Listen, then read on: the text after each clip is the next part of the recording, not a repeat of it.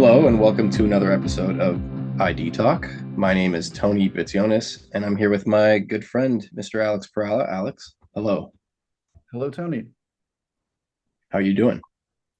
I'm doing just fine, thank you. How are you doing? I'm doing well. Your voice quivered a little bit when you said doing just fine, so we'll just skip right past that. That's okay. Just fine. Um, just fine. We've got a great conversation in store for you today. We're going to be speaking with our good friend, Mr. Jay Meier, Senior Vice President of North American Operations for FaceTec. He's here to talk about the UR code, and we were both really looking forward to having this conversation. We got a little bit of a taste at Identity Week when we sat down with him live, but they were literally taking the booths down around us while we were speaking with him. It was at the very end of the show, Mhm. and we only had about 10-15 minutes. So this was great. We got a good amount of time to sit down and chat with him.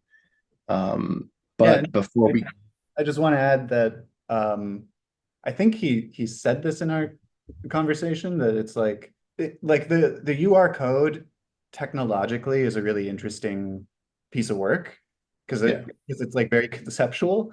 mhm. Um, and he was like, yeah, people have like a lot of questions.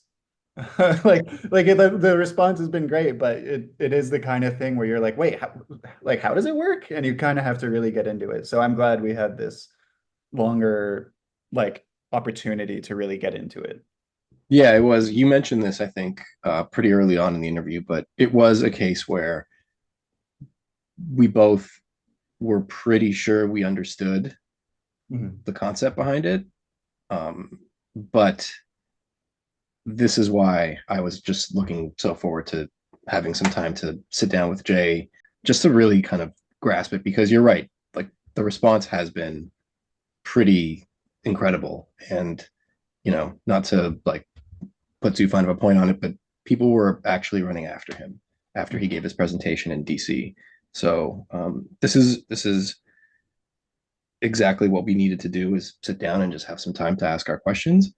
Before we get to that, actually, I would like to just quickly point out before we get to that that Identity Week Asia is next week, possibly this week, depending on when you're listening. To make it easier, I will give you the dates. It is next week, Tuesday, October the 22nd, and Wednesday, October the 23rd. It is at in Hall C of the Suntech Convention Center in Singapore. Um, we will not be there. That hurts to say. We would have loved to go there. Work just prevented us from being able to make that trip this time. But after the experience we had in DC last month, uh, I am experiencing some serious FOMO, and I think you might be feeling the same way. Yeah, also I'd love to see Singapore, which I've never been to. But Yeah, that aside, yeah, it's a great event. It's well worth attending in person if you can. we did have a talk with Johnny from Identity Week. Believe it was a couple episodes ago, and he just gave us like a pretty good insight into what goes on behind the scenes, how much work the whole team puts into pulling these shows off. And yeah, that made me kind of want to attend this next one even more. But um, it's a really good episode. You should go back and listen to it and check out their website. We'll put the links in the episode description, and it should be a great show. Um, Alex, do you have an interesting tidbit for us this week? Yeah, I don't want to take too much time. We should get to the talk with Jay, but just to quickly point out, because I think it's cool, there was a story about quantum hack of RSA encryption. So it came out of Shanghai University. A lot of the reports that I read about this were pretty skeptical in their tone. They were like, if this is true, dot dot dot. So um, I don't have the expertise to know why they question it so much. Because there were also, I saw a commentary where some cybersecurity experts were like, you know what, this isn't really a big deal, what they achieved. So it's kind of a confusing thing to read as someone who's not a quantum computing expert. But I think I've said on the show before how much I am fascinated by quantum computers. Mhm. And the idea that instead of processing information in a binary 0 or 1, it can do 0 and 1 at the same time somehow, which doesn't make any damn Yeah. sense. Settle So down. I think it's just really cool. And yeah, apparently they claim to have used a quantum computer to crack a 50-bit RSA integer, which is, for context, apparently that's like a much smaller, I guess, encrypted code than you would normally be up against. So yeah, apparently it's usually 2048 bits or more. So that's why some people were like, you know what, this isn't a big deal. But other people I was reading were basically like, this is a very big deal as like a proof of concept. This shows, if true, that they can use a quantum computer for sure to crack an encrypted whatever. So Yeah. So yeah, is the reason that is as noteworthy as it is because um, quantum computers have access to so much more power, processing power, and so in theory, if they can complete that task, then it's only a matter of time before they are able to figure out how to use them. They being scientists or researchers, how to crack much bigger. yeah. It's Yeah, like it's not. I don't think it's about power. I think it's from what I understand, and again, I'm not an expert on quantum computers, but the technology is still being refined. And from what I've read, it's not really about figuring out how to get more power into them. It's about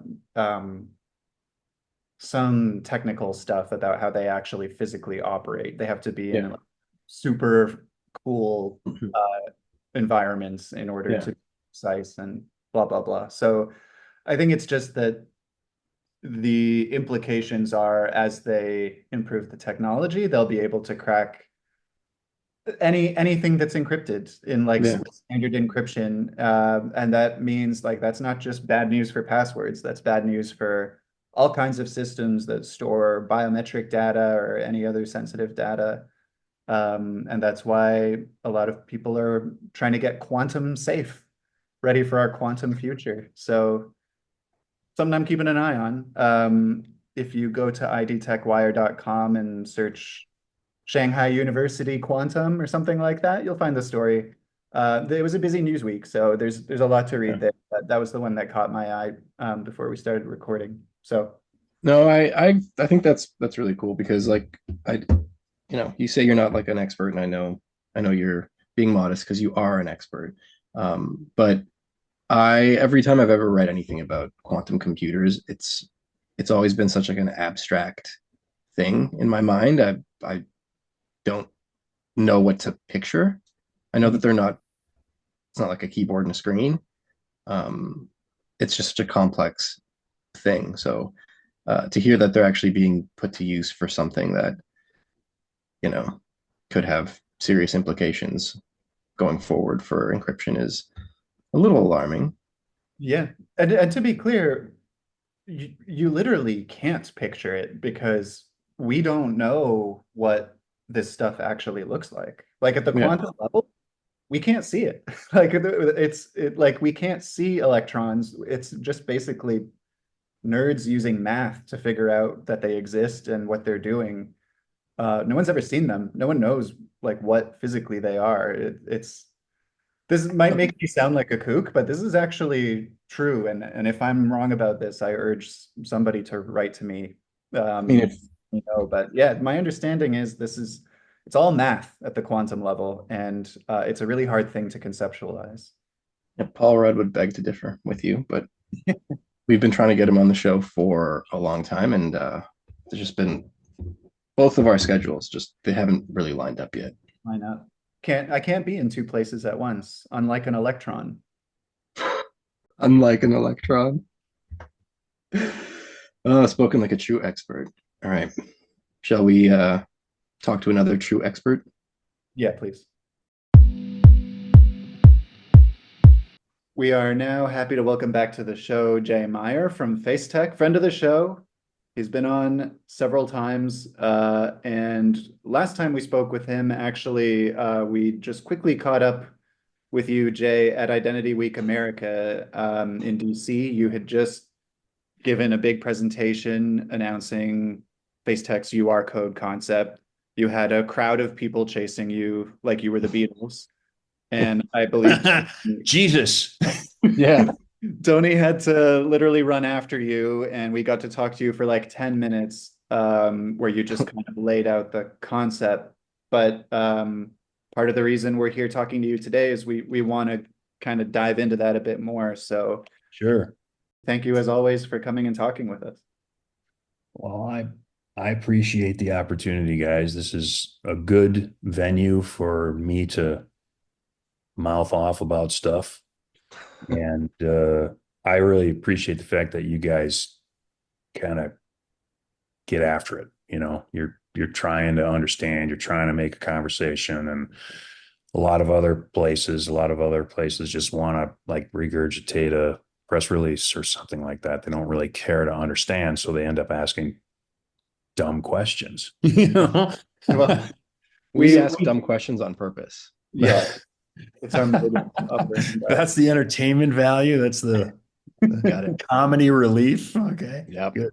But we do want to start with not a dumb question, but I was curious because, Tony and I basically get what UR codes are at this point, but it is kind of a hard thing to distill for people who aren't familiar with Right. like the problem they're trying to solve. So I wanted to kick things off by asking you, how would you explain what a UR code is to like a random person? Someone who has no idea even what authentication means, how would you explain what a UR code is? Well, how would I explain it? There's a lot to explain. Okay. The first thing I'll explain is that it's not about authentication as much as verification. Mm. Okay. Bad data in is bad data out. If you don't know who you are enrolling, you don't know who you're authenticating later. In other words, if you enroll a fraudster as a legitimate customer or whatever, you will authenticate that fraudster legitimately from that point on. And that's, you won't even know that you have a problem. So high quality, the highest quality identity verification is critically important today. And in particular, in remote unsupervised environments like the internet, right? Everybody knows how much fraud and, waste there was during the pandemic. I mean, that's why we're all here, is because that, like, you know, the the emperor's new clothes, right? Everybody figured out, oh God, we don't know who's accessing government services. We don't know any of this stuff, and we're getting fleeced. I just saw an estimate the other day that said the government has been fleeced to the tune of $1 trillion over the course of a few years because of this very thing. We don't know who is getting the services and the money, right? Yeah. So identity verification is critically important. So what does that mean? We got all these IDV vendors out there. There's 1,000 of them, right? There's probably more than 1,000 of them. And because you can set up your own IDV service with effectively free components that are out there. You can get free face matching algorithms. You can get free doc auth stuff. It means it's really inexpensive and easy to set one up, right? And the problem is nobody knows that yours sucks. Okay. So you can get a live, you can, W.C. Fields always said, you can fool some of the people some of the time, and that's enough to make a good living. You know what I mean? That's the IDV industry today. Used to be the biometrics industry. Now it's the IDV industry. So what's wrong with IDV as we know it today in remote unsupervised circumstances, right? It's really hard to understand who this person is. It's really hard to understand if they are the person they claim to be, because the data that we use to do that in a remote unsupervised situation is so flawed and likely to be bad that we can't count on any of it. So we can't count on the identity data being legitimate out there, and we can't count on knowing who's in control of the identity data in the first place, right? So I always use the same example. We all know these companies have been hacked 6 ways from Sunday, right? Every day, compromised credentials, and what they steal? They stole name, address, phone number, social security number, credit card number, account number, whatever, right? Well, all of that data is available for sale on the dark web. Okay. So if you think about it, every credit bureau has been hacked, right? Mhm. Credit bureaus. Those are the guys that are supposed to know everything about you. So when you apply for a mortgage, they can know that this is actually this. There's this guy named Tony, right? That's applying for a mortgage, and he's got a FICO score of 850 and whatever. Okay. The problem is that we don't know if it's Tony applying as Tony. We don't, could be Jay applying as Tony. All of that identity data is available for a small amount of money on the dark web, which means, well, let me back up. You can also buy fake IDs from Chinese companies and Eastern European companies and probably more that are made with the same equipment as a real driver's license, as a real passport. They bought the same machinery, the same covert and overt security features, the same mag stripe. It's all legitimate technology. It's a perfect replica of your driver's license or your national ID card or your passport, right? But it's ordered customized. So for about $100 or maybe less now, I can buy Tony's identity data, which we know is legitimate. It's stolen, but it's still legitimate identity data. It's a real guy named Tony, right? I can have it put on, I don't know, wherever the hell you're from, British Columbia or something like that. You put it on wherever Tony, Vancouver, on whatever, wherever your driver's license, Ontario. Okay. There you go. Okay, Ontario. Get it on an Ontario driver's license, and the driver's license that I bought is perfect.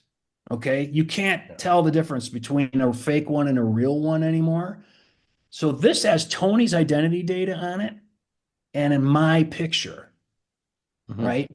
So what does that mean? Bad data in is bad data out. If you don't know who you're enrolling, well, these IDV vendors are doing this selfie to ID card thing.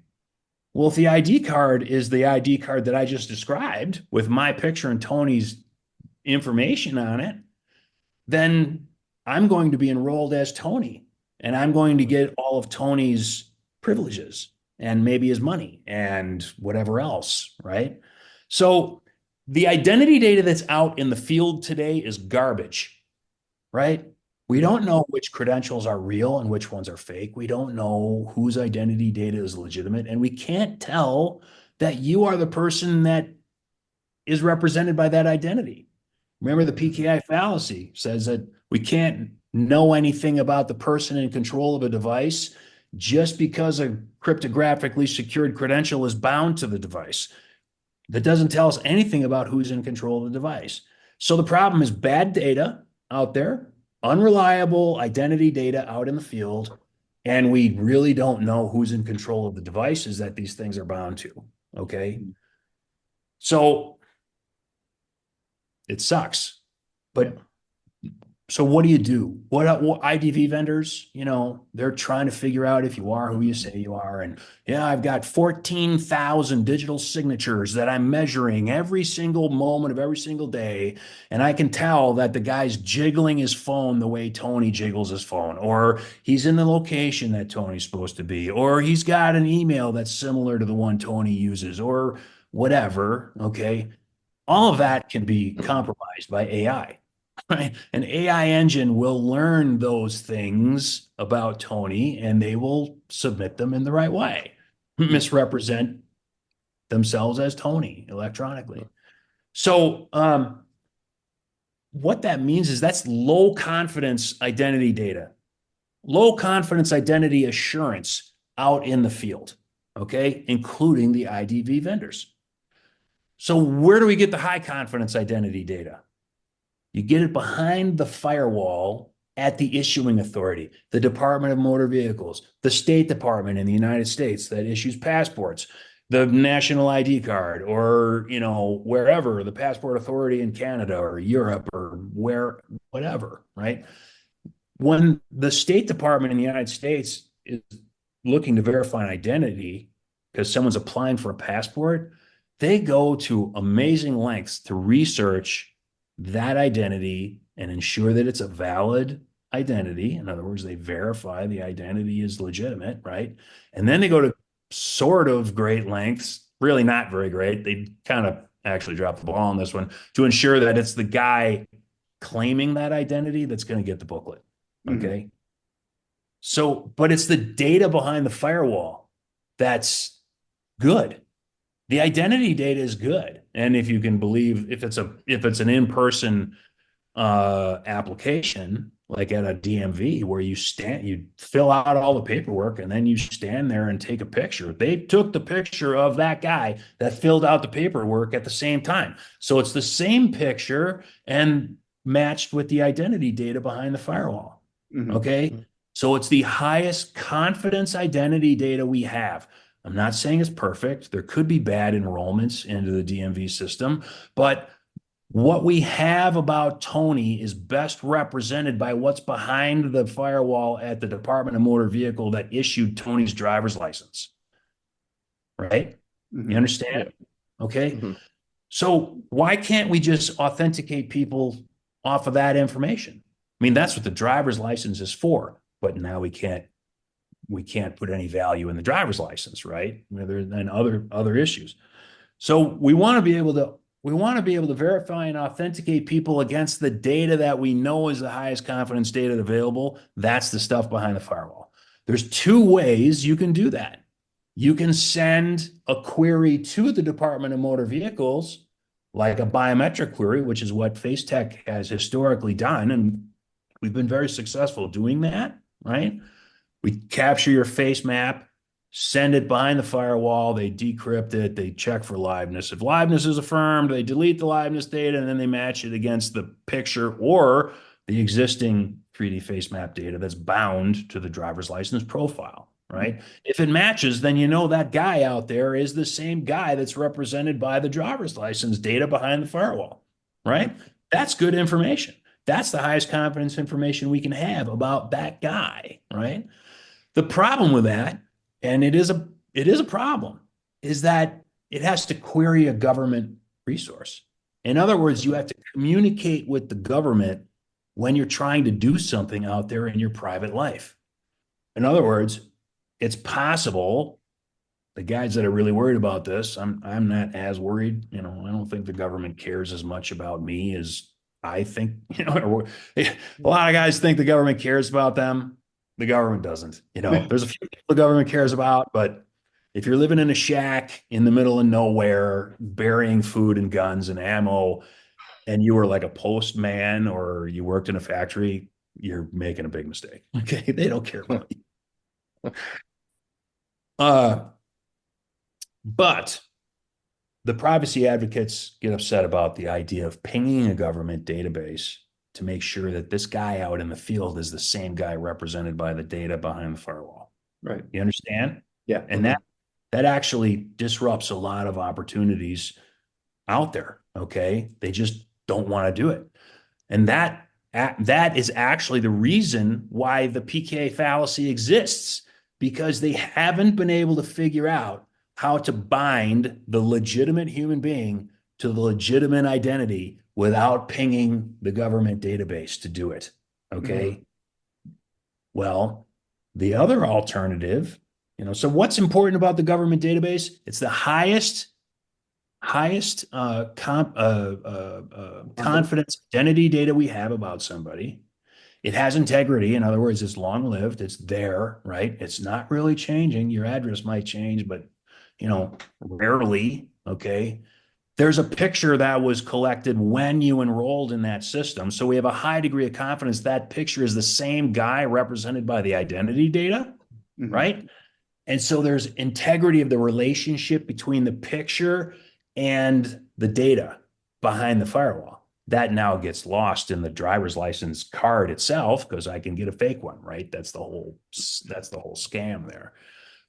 But we can have confidence in the integrity of the relationship between the face and the identity data. So what if we could take that benefit and move it out of the government database in a way that's secure and safe and put it in the hands of the consumer that actually owns the identity? And what if we could demonstrate that the integrity of that relationship, the integrity of that data, and the integrity of the binding between the face image and the identity data out in the field without having to ping the government database? That would solve the privacy person's, objections to this, right? Mhm. That's what the UR code does. The UR code is a QR code, which everybody knows. It's a standardized QR code.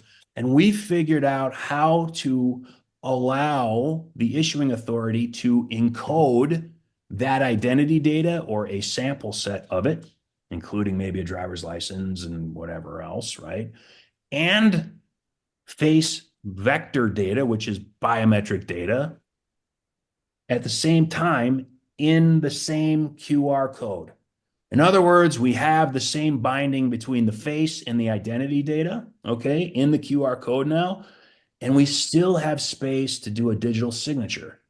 The digital signature is the cryptography that I actually love, right? I mean, guys, I love cryptography. The digital signature guarantees the integrity of the QR code because it can't be altered if it's digitally signed. Can you jump in and just, because this always trips me up a bit, and I just would love to hear your explanation of it. Like, what is a digital signature in this context? Like, I don't actually understand how to conceptualize it. It's think of it literally this way. like the software is ticking a box. That's kind of what I imagine. Think of it this way. The president of the United States, there's a box that some Secret Service guy carries around. It's a briefcase, right? And there's two keys that have to be inserted in the box and turned at the same time in order for the president to launch nuclear rockets, right? That's what a digital signature effectively does. You have to have the combination of these two keys in order to, what it does is if you have the combination of the two keys, you know that that document has not been corrupted. You scramble the information, you lock the information with cryptography. That's what cryptography does. It guarantees the integrity of data, either at rest or in motion, and it guarantees the integrity of the relationship between the data and a device. That's all cryptography does. But what else do you need when you're talking about your data? It's safe, right? It can tell you where the data came from, the digital signature. It's like, imagine it like your signature, Hey, we know that that's Alex's signature. So Alex must have signed the document, right? Well, if the digital signature was issued by the state of Wisconsin, where I am, that same digital signature locks the QR code so none of the data in it can be changed.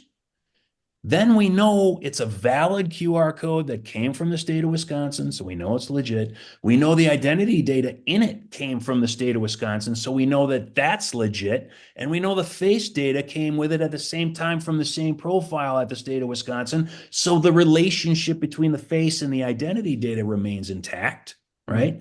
And it's all locked together in this thing called the digital signature, which tells the relying party, the bank, whoever, that this identity is real from the state of Wisconsin. And then the question is the guy presenting this identity, this QR code, actually the person that's entitled to do that? The person that is described by the information that's locked in the QR code. Follow? Yep. Okay, so what we have the encoder that encodes the identity data and the biometric data, kind of winds it all together, puts it in the QR code, and then digitally signs it so it can't be changed, can't be corrupted, and we know where it came from. Guaranteed. It's like guaranteed now, okay? That has integrity out there in the field, no matter where it is, okay? It can't be changed. If I have your QR code, the QR code still works for you. It doesn't work for me. If you have mine, it won't work for you, but I could use it on your phone, right? That's how everybody would know it came from the state of Wisconsin. It's Jay Meier, and this is Jay's face. So the reader device, the reader software that the relying party would use, for example, the bank. You get this QR code from the state, and we know the QR code is good for all the reasons I just blathered on about, right? I show the QR code to the bank, and the bank says, "Oh, great, we know about these. We know they have integrity, and we know they're chock full of biometric data about the person that's represented by the identity data. So all we need to do is match this guy's liveness proven face, against the data that we can extract from the QR code." Mm-hmm. Not the database entry at the government. Okay. So now we have the same integrity of the identity data, the same integrity of the face data, and the integrity of the relationship between the two in the control of the consumer. And the relying party can use that to verify the identity of the consumer right then and there without having to ping the government. It has the same merit. It just doesn't require the government check. And so in that scenario with the bank, how are they scanning the person's face? Like, are they using software through a webcam, or like how? Well, that's what the reader software does. So you know how a QR code works, right? Mhm. Everybody's done that. Yep. You you know, use your camera, and then a URL pops up at the bottom, right? Same thing. For this, the camera activates, I call it activate, I don't know what the right word is, activates the QR code, the UR code, right? It goes to the URL pops up, you hit it, and it basically goes to a, let's say in this case, a bank website that then initiates the collection of a 3D face scan from me as I'm sitting there with liveness data, right? Mm. Sends it over behind the bank's firewall where it's decrypted, checked for liveness. If it turns out that this is a living person holding the phone, they delete the liveness data, and that leaves the 3D matching data, which they can match against the vector data that's extracted from the UR code. Okay. So at that point, the bank knows in virtual real time that this guy is alive, and it's the same guy represented by the biometric and identity data that's locked in the QR code. And then they can just delete it if they want. I mean, they could use that information to enroll a person, I suppose. That's up to them. That's a policy decision. But they could delete it all and then say, we don't store anybody's biometric data and we don't want it, you know? So what does that mean? That means that the relying party will have to, presumably, will want to do a liveness proven biometric check to make sure you're the person that's represented by the data in the UR code, right? Well, they have to get that liveness proven biometric matching capability from somebody. Might as well be us. But nobody is going to, no issuing authority, no government is going to lock in on FaceTec exclusively. They just won't. They will require competition, right?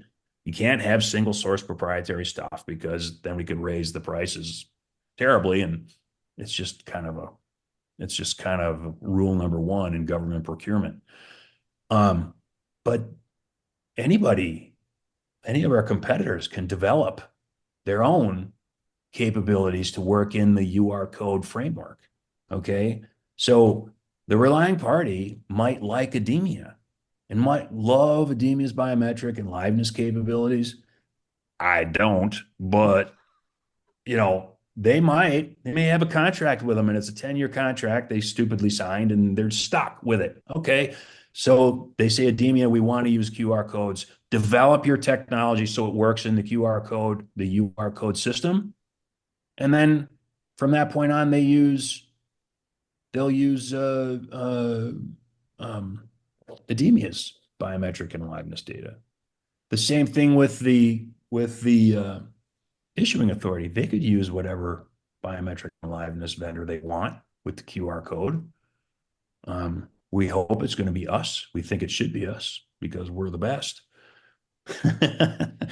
Um, there's a Some lot. people think so anyway.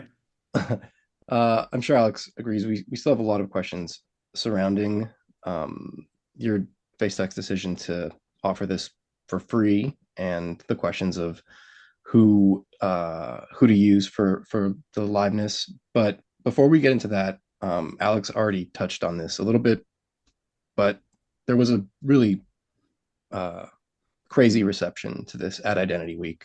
We saw it firsthand, and then I believe the week after that, you were, or a couple weeks later, you were in Atlanta for an AMVA conference.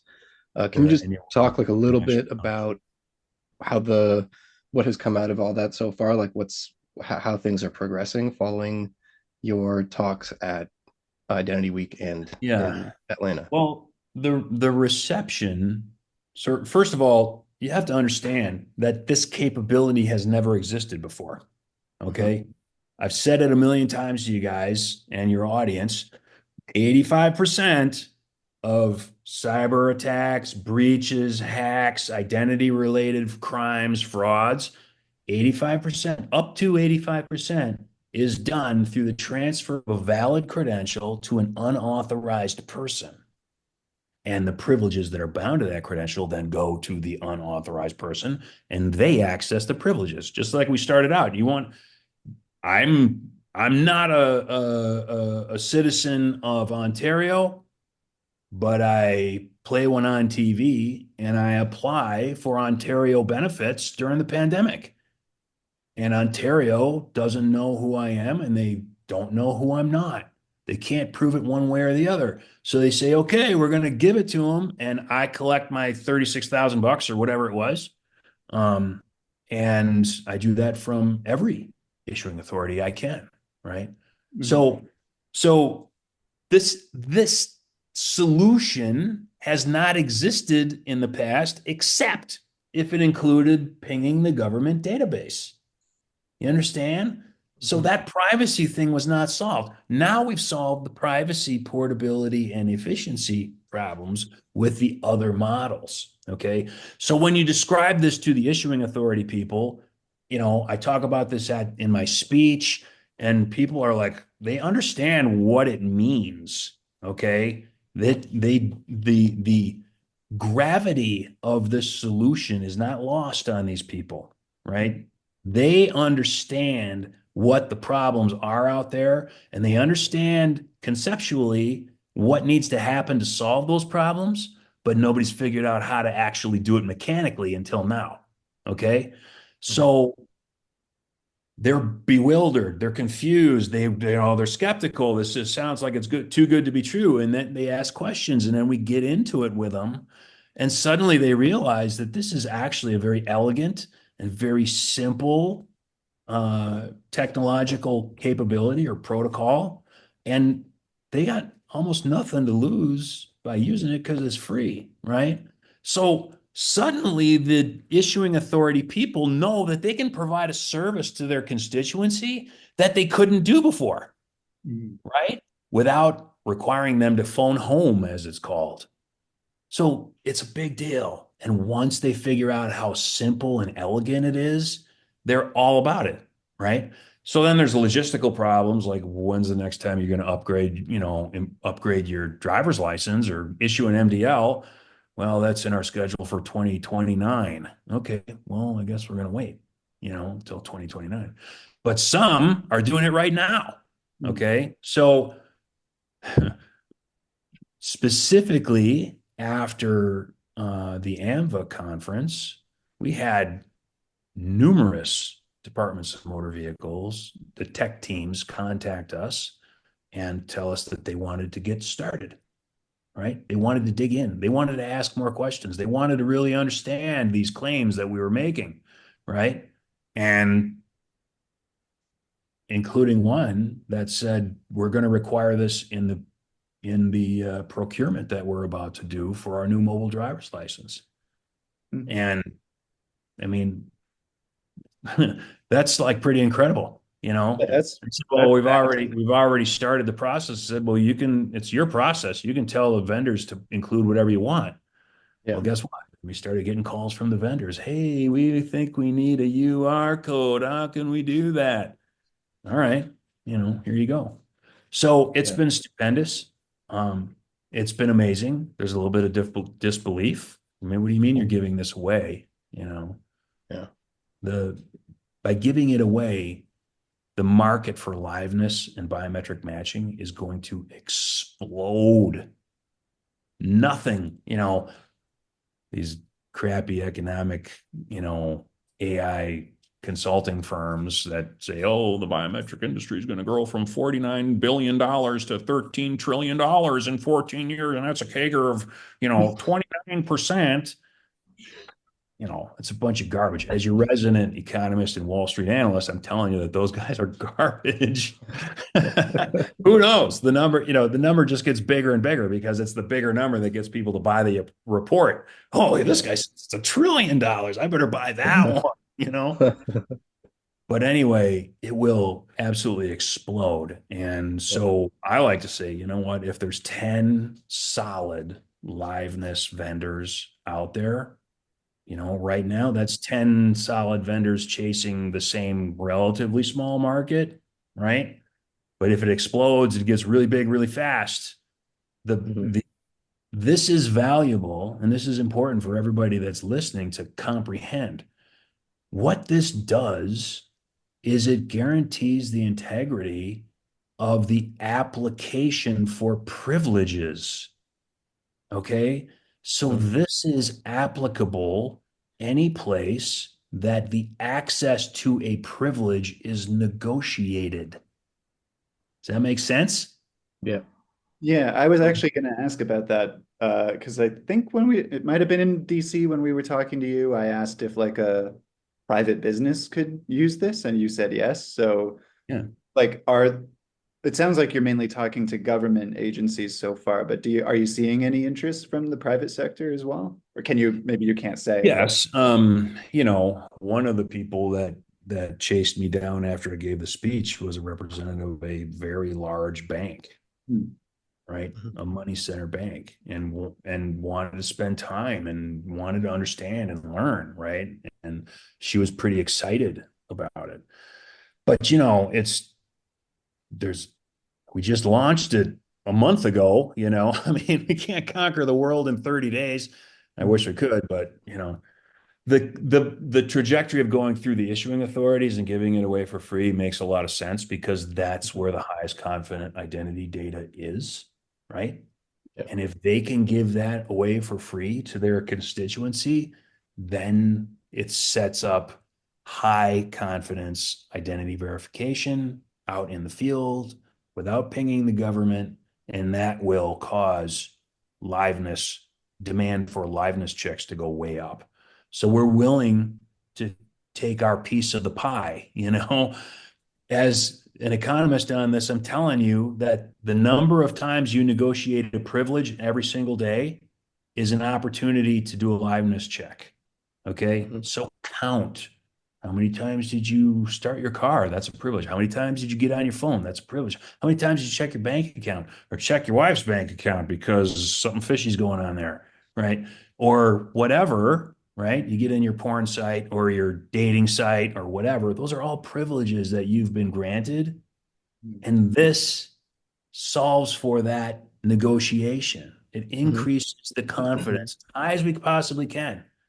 Okay. That's so if you think about it, it's pay per click, we get paid per liveness check. So if you do the math, the market for this is like tens, if not hundreds of billions of dollars a year. Total addressable market, everything. If this got used everywhere it possibly could, right? That's mind-bogglingly big, and everybody's like, "Yeah, sure, Jay. You sound like one of those automated economic consulting firms that's trying to sell me a report for $2,500."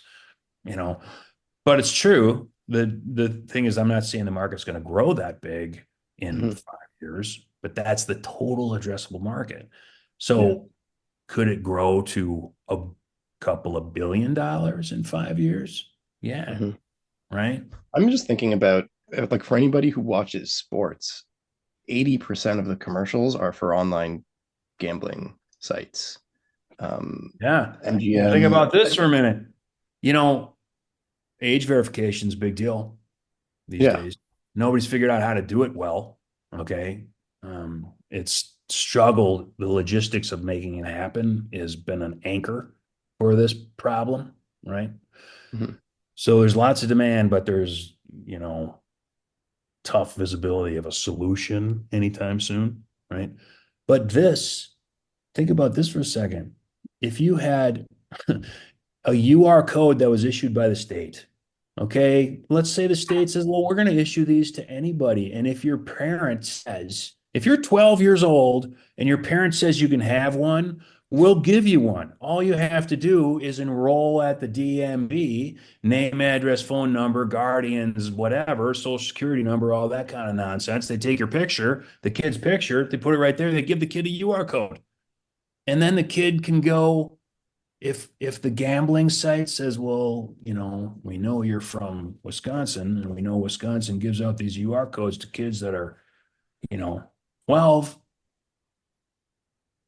we need to verify that you are that person that was born in 1968, right? Mhm. Yeah.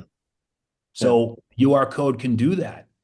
They could issue a special UR code that simply says the year that this person was born. Mhm. Or are they 21 years old at the time of the issuance? Yeah. Are they 18 years old at the time of the issuance? That's all it has to say is yes or no. And Yeah. then a link, you know, an account link, which can be scrambled in the UR Mhm. code that says, yeah, this is a legitimate deal.